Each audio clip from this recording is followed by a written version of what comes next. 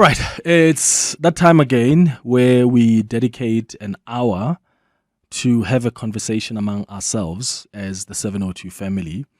We call this feature the Healing Hour, and we do it once every month. And once again, I want to thank you for the feedback that you give us about the Healing Hour. I want to thank you for the suggestions that you have made to us on what to heal from, and your testimonies of how you have been impacted by this feature. You know, people have shared their stories, they've shared how they've been given hope through listening to this feature, how they've been encouraged, they have gotten the strength to begin their own journey of healing. And as always, when we start the Healing Hour feature, I want to remind you that this is a safe space to share our pain, a safe space to share our stories of survival, our experiences as friends, as a family, as a community with no judgment. And today, we're healing from dealing with an infertility. We're healing from the emotional impact of infertility. Have you dealt with that? What's been your experience? I mean, this can have an impact on one's sense of self because of society's expectations, because of the impact that it has on families, on relationships. I mean, people have been rejected just because they're unable to naturally bear children. And society sometimes puts pressure, even families, puts pressure on us to have biological children. And that's why it really becomes a lot when you are not bearing any biological children. And you can sense the attitude that shifts, even from the people that are your loved ones. I mean, some people have struggled initially with infertility and later they had success. And the issue is the other options are expensive, and not all of us have the financial resources to consider other options to have children. I mean, I have told a story of a family member who can conceive, and I've seen how painful that has been. But I've also seen how incredible her and her husband have been in supporting one another. And I want you to share with us how you've been affected by that emotional impact of infertility. How did it affect your relationship? How did it affect your marriage? How was the support from your loved ones? Did you get any? And I know in South Africa and around the world, infertility remains shrouded in silence and stigma and misinformation, but we have to talk about it. People are silently in pain. And we're not just talking about women when we discuss infertility. I think it's important to note that infertility is not just a woman's issue. I mean, the male fertility factors, in fact, account for about 40% of cases. Yet, they often remain overlooked.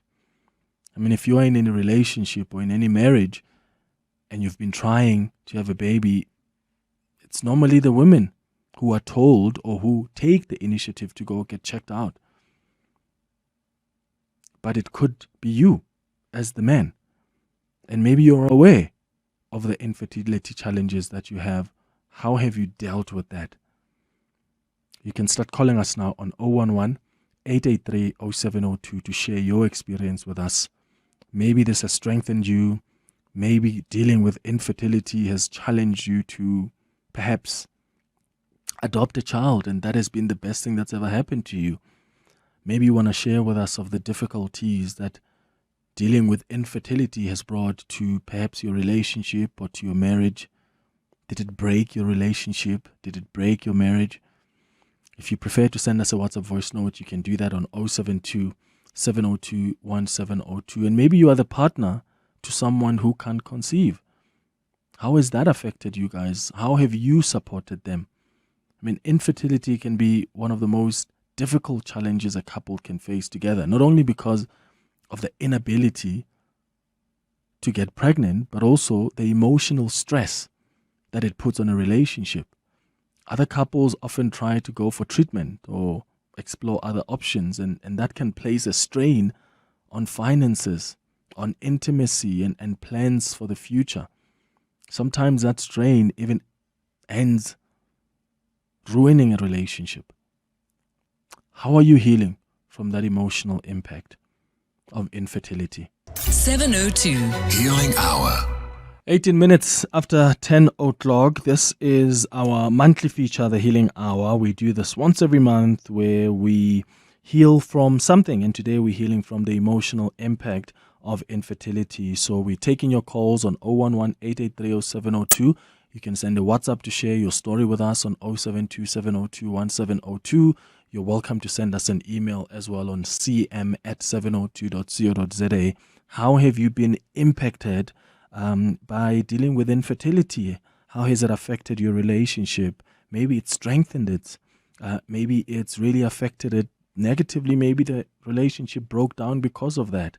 I would like you to share your experiences with us as we really try to heal as a man, as a woman, as a partner, as a family member of someone who may be affected.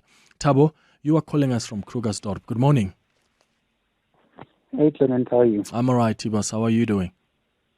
Okay, thanks. I was just talking to your producer said that your topic this morning just hit home with me, Yeah. In my case, we were married for 30 years. Mm.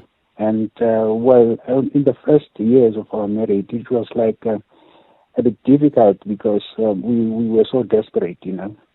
And then until as years went by, that the hope started fading away, And then the resolution was like, let us just learn to live with it and then accept the situation. But from families and everybody in my surroundings and her surroundings, we did not have that pressure from families and all those people, and we were accepted by our surrounded community, and we learned to live with it and accept it. At least from my side, I thought we have both accepted it, but only to realize that later in our marriage that it was not necessarily acceptable on her side, because signs of depression started showing on her side, and it gradually developed into mental problem, Yeah. And then she, it started like we started having unnecessary arguments, and it was much later in our marriage, and the rest of my marriage was a very happy marriage despite not having kids. But then she recently started, being argumentative and starting accusing me of things that I hardly knew about, like having extramarital affairs. And then I was like wondering what is happening with her, because nothing made sense out of her arguments. Only to realize much later that he started hallucinating, and she would come up with things like there is somebody in the house that I've hidden maybe behind the wardrobes and all those things. Sure. And when I opened the room and showed that there is nobody here, then I could see the confusion in her eyes that this is no longer normal. Yeah. Sure. And I went to psychiatrists and all those people, and then to diagnose what is happening with her. Then they pointed out that it's hallucination. It might be something that was developed by a mental breakdown. So, and have you guys ever considered other options, Tibos? Like IVF or adoption, or did you decide that if we can't have the children naturally, we don't consider other ways we can have them?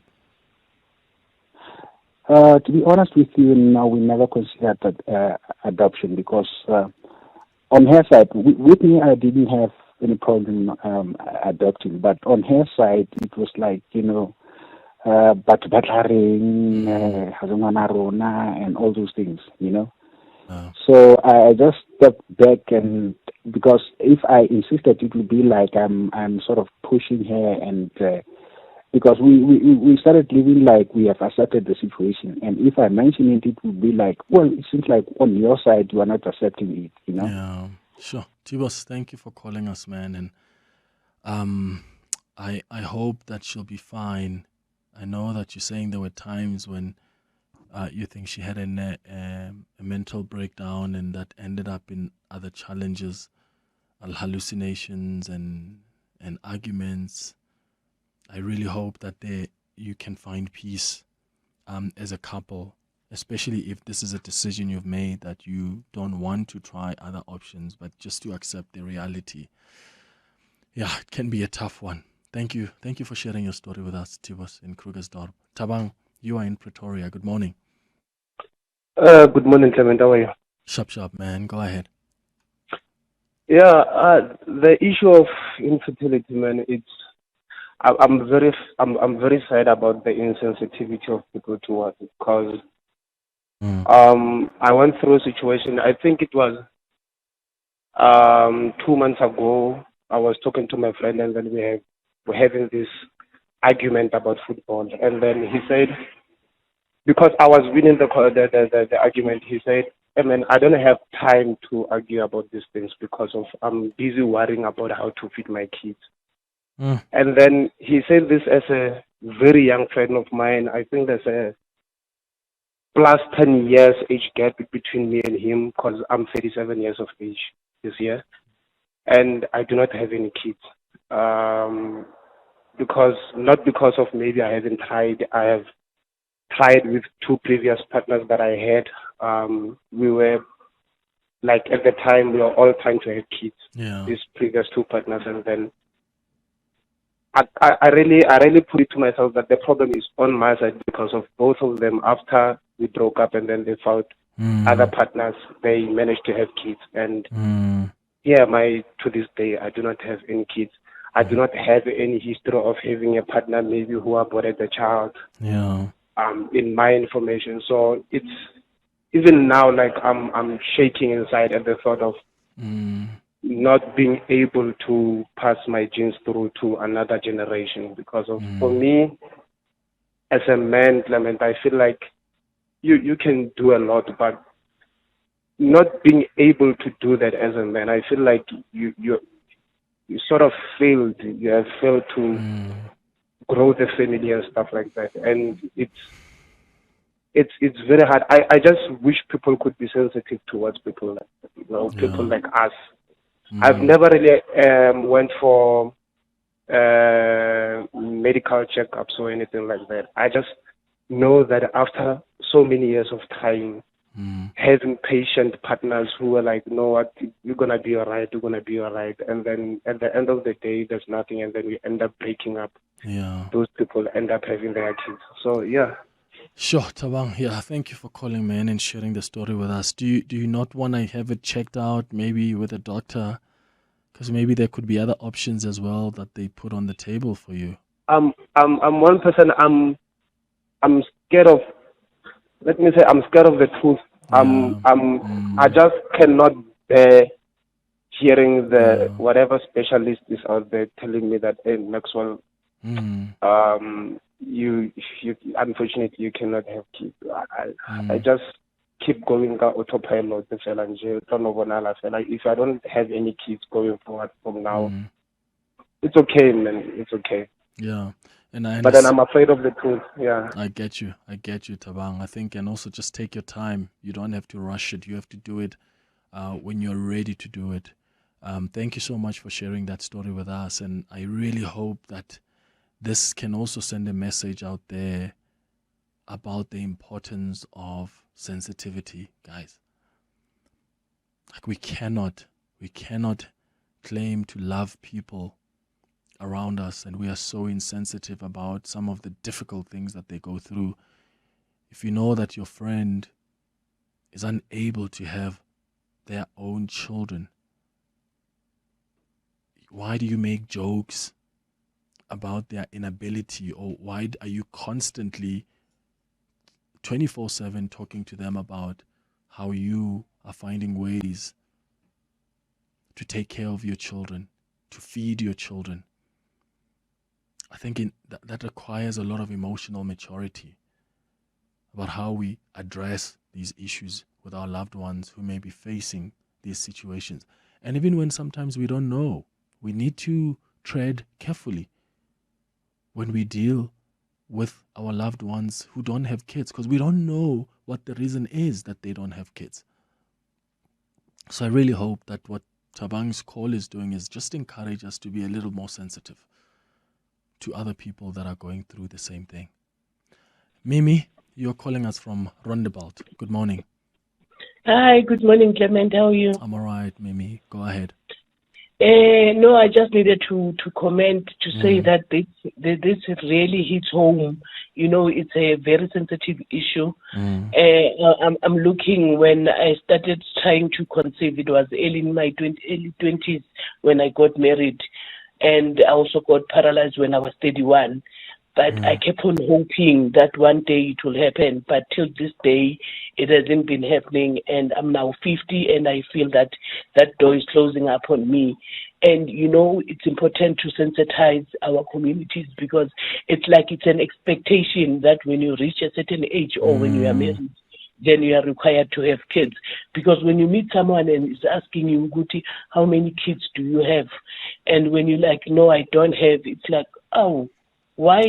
As if it's done on purpose, and yet you've been struggling. They don't understand the struggles that you go through.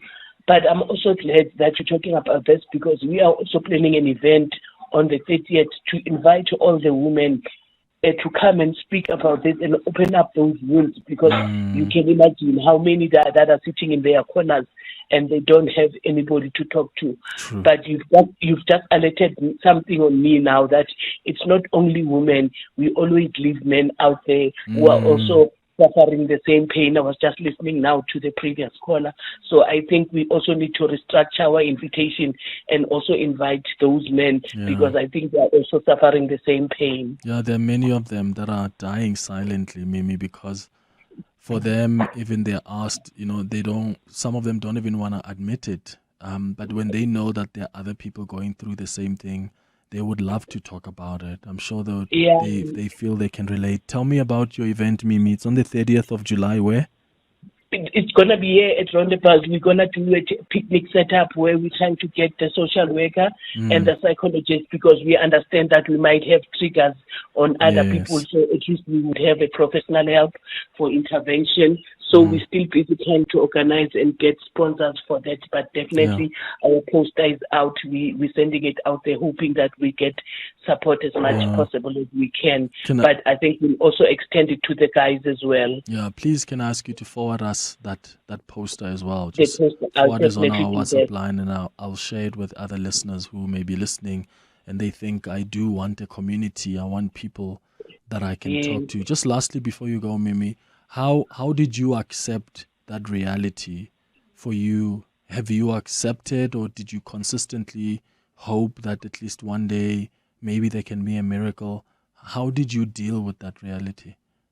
You know, as much as I feel that 50 is now bringing me to reality that chances now are very slim, but with my partner, we haven't closed that door completely. We keep on hoping. The other day, we were making a joke about it, and I said, if we were to have a child now, they would think that we are grannies of the child. They won't consider us as parents. Hey, you never know. You never know, Mimi. Of the possibilities. Miracles do happen. Mimi in Roundabout, thank you so much for calling us, and thank you for the work you're doing to create a community for people who are struggling with acceptance, or people who have to deal with the emotional impact on infertility, and creating a community where they can just sit and talk and release and soothe that pain. 702 Healing Hour. 23 minutes before 11 o'clock on our Healing Hour this morning, we are healing from the emotional impact of infertility. Have you had to deal with infertility?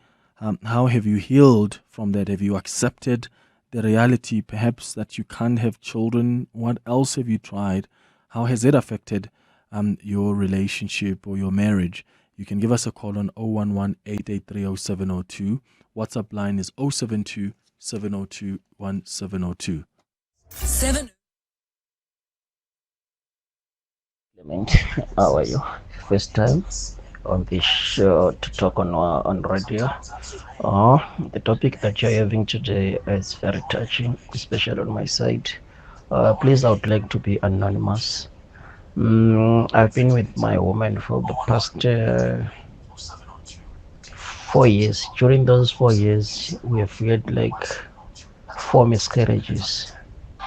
It was not the first time because my previous relationship, all the women that I've had, they had like the first woman she had a miscarriage, the second one she had a miscarriage. So I'm just a 32-year man, but I'm just glad that even though my wife now she's having those problems, but we're still together. Our love is still strong. I still believe that God one day will intervene, and one of the days we'll have our own kids.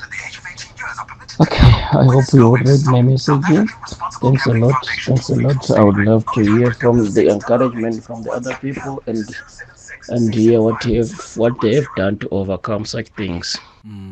Yeah, no, and that's precisely why we have the healing hour, so that we encourage other people that may be going through the same thing, because this is a reminder that you're not alone, and you can also hear how other people have dealt with it. So I really hope that you find that encouragement so you can start your own journey of healing. Some of the messages that have come through here, some texts. Hi Clement, I'm dealing with infertility as a man. My wife and I are both 37. I have sought medical advice, but the only choice may be the expensive IVF with a donor. Sometimes I feel that she blames me when she asks if I really want kids, but this isn't my choice. This isn't by choice. That's a message there from Anonymous. Yeah, and that's the thing, right? And that's why I'm asking about how this has also affected relationships and marriages. Because sometimes you end up subconsciously, you are blaming your partner, who may be the one perhaps who has got challenges with infertility. And sometimes you end up blaming them for the fact that they're not able to have kids with you. And that is what ends up deteriorating and ruining marriages and relationships. Another passage from Anonymous says, Hi Clement, this is truly an emotional issue for me. I'm married now for 28 years and I do not have kids of my own. Initially, I had 2 miscarriages, and this was followed by treatment for endometriosis, which was successful, and my doctor felt that I was all good to fall pregnant. The problem arose when they decided to do tests on my husband just to rule out any other issue. He, however, refused to cooperate, and later it transpired that he actually did not want children because he will not be able to support his parents financially if he has kids. He never mentioned this at any stage before we got married. He just seemed disinterested in having children, and this man, and his main focus is just on his parents. Yeah, that sounds so unfair, right? Because, doesn't even the Bible says a man should leave home and his parents? But now your responsibilities are different. Surely this is a conversation to have with a partner. Are we ready for kids? When are we at a point where we're going to get kids? When do we start that conversation? At the very least, a conversation and a compromise has to be reached, because you're not the only person in that marriage. Oh, Clement, this is a very touchy subject. Me and my partner, we have lost 4 pregnancies in 3 years, and it's just painful, man. Each time when I see pregnant women, or when I have to send a congratulatory message to a couple that have just given birth, it's painful. Then you've got the family at family gatherings. They ask you all these insensitive questions, like, why can't your partner keep babies in a womb? What's wrong with her? Do you want your mother to die without her holding your kids? What are you doing about it? And then they start to give you all these advices publicly at a family event, very loudly, speaking so loudly that everyone can hear. It's a lonely, lonely, lonely journey. It's difficult, man. But I haven't given up. I've given it to God. Walter from Cape Town. Yeah, absolutely. Don't give up, Walter. Jacob, you are in Soweto. Good morning. Yeah, good morning, Clement. How are you? I'm all right, man. Go ahead. I'm good, thanks, man. Clement, I had a similar problem years ago when we got married with my wife. We couldn't have children. And traditionally, our parents sent us to traditional healers, to church, to be prayed for and all those things. But nothing happened, you know. Eventually, we decided to go see the GP. And the GP referred us to a gynecologist who then discovered that my wife's fallopian tubes were blocked. So they were unblocked, and my wife conceived, and we have 3 beautiful children. They are grown up and they are married. Wow. So, but to tell the truth, on my side, I was not stressed because it was early ages of our marriage. But my wife was really stressed because, you know, Abu Mama Zala, they want children, you know. So, yeah, it took a toll on her. And, but fortunately, it worked out well for us after going to the gynecologist, yeah.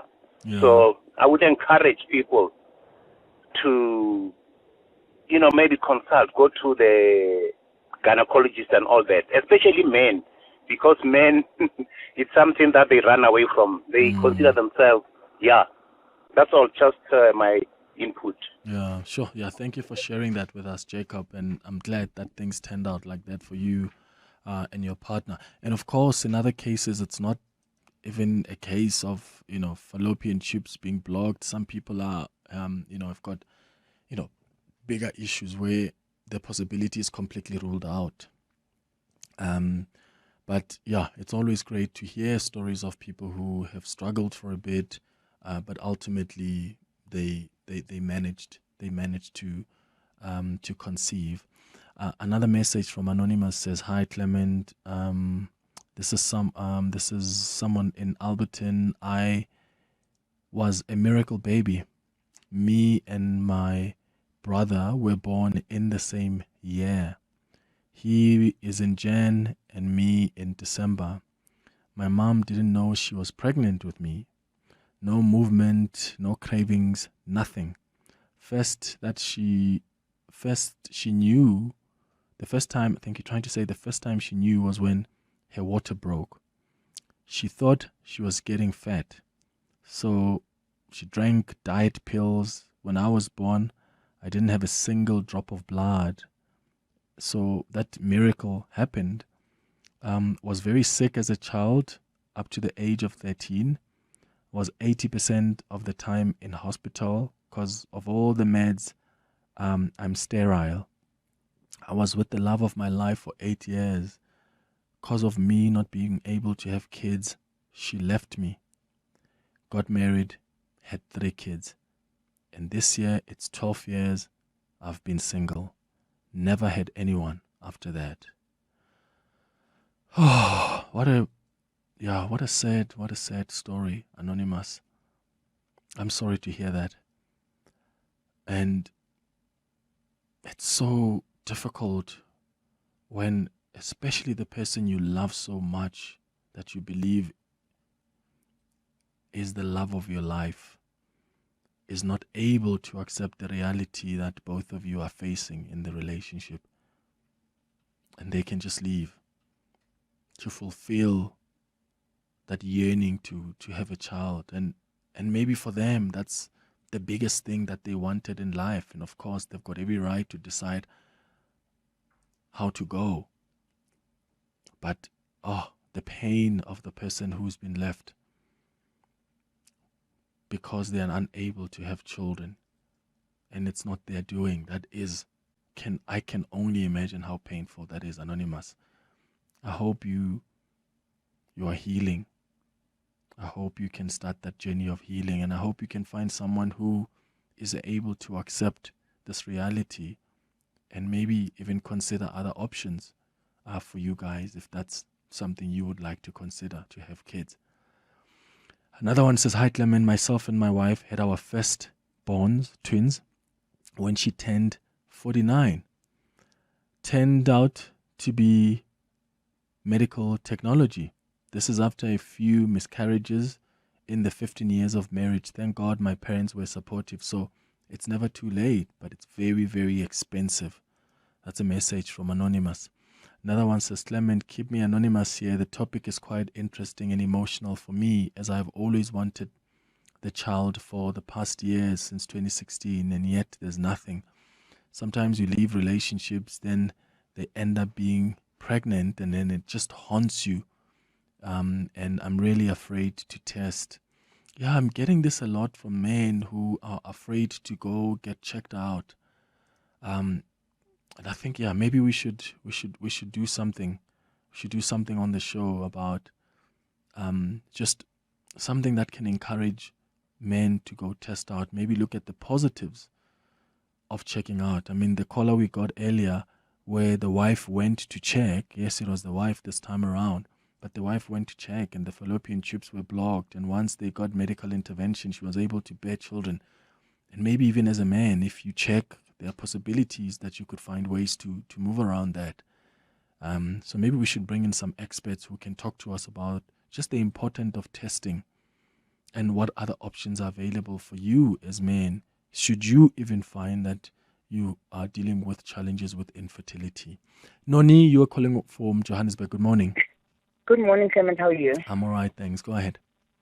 Yeah, so mine is just a comment to say, I think people in our families, people in our circles need to be a bit more sensitive, on topics around having children, because people can ask you these type of questions in a certain way. A lot of other people are listening.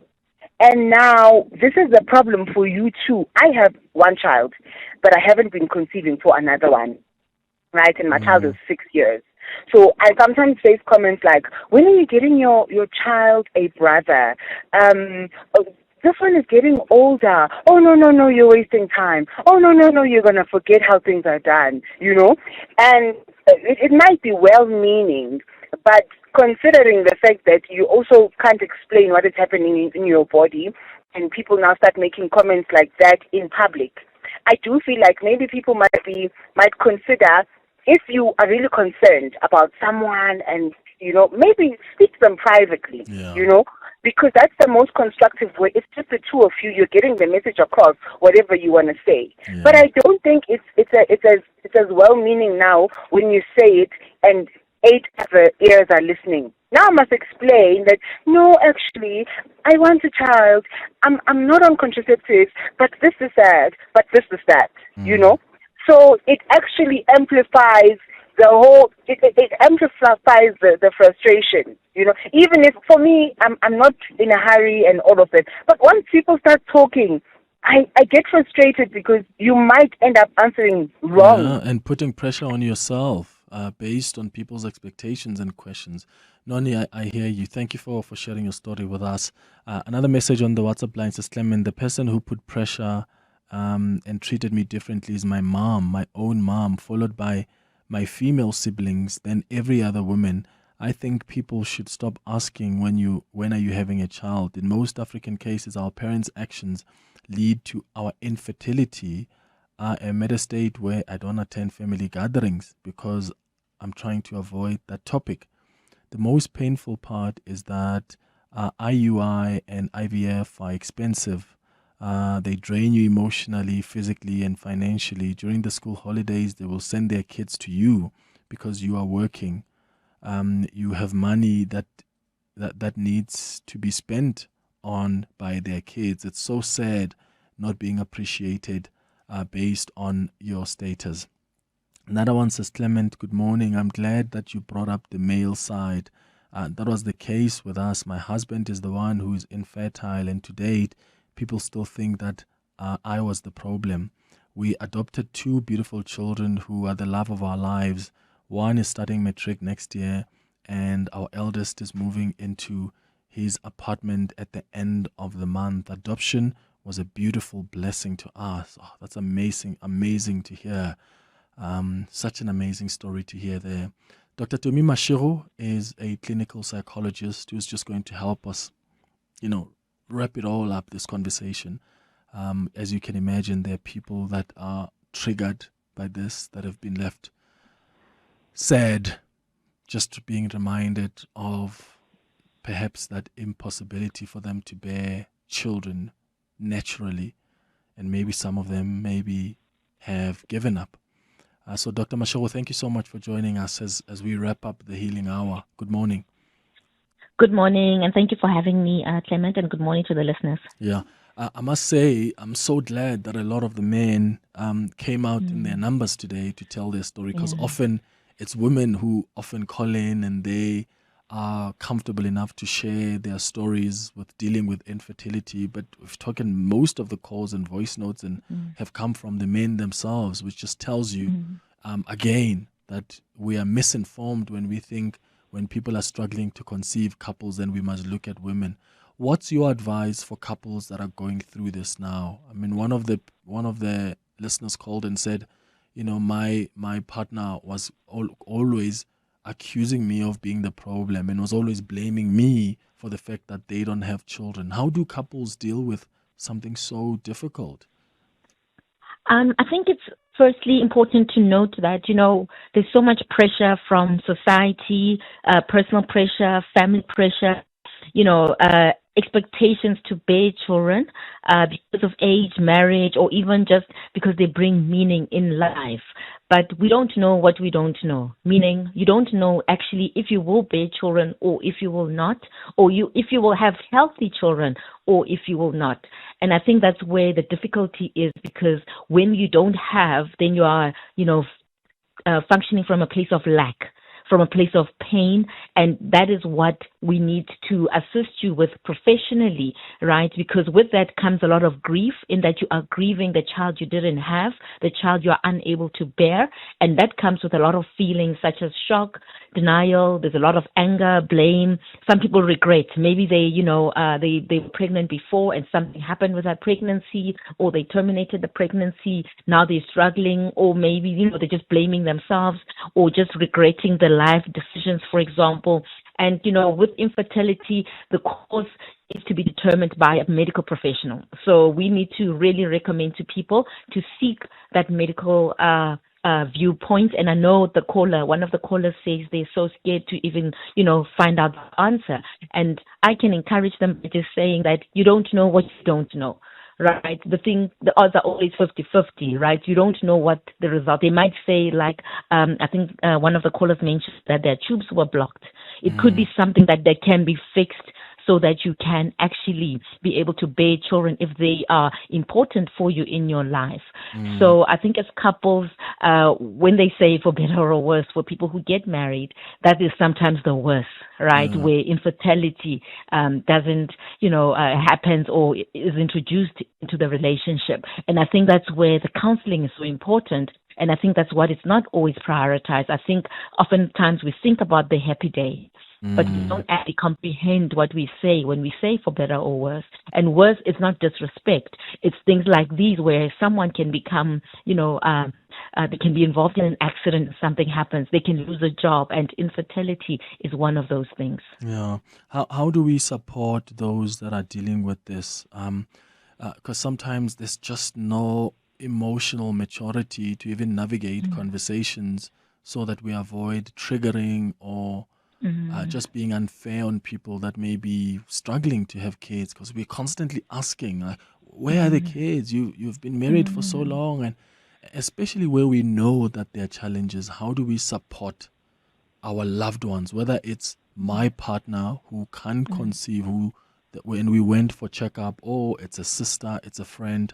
How important is that support, and how can we show up for them? it's very key, the support.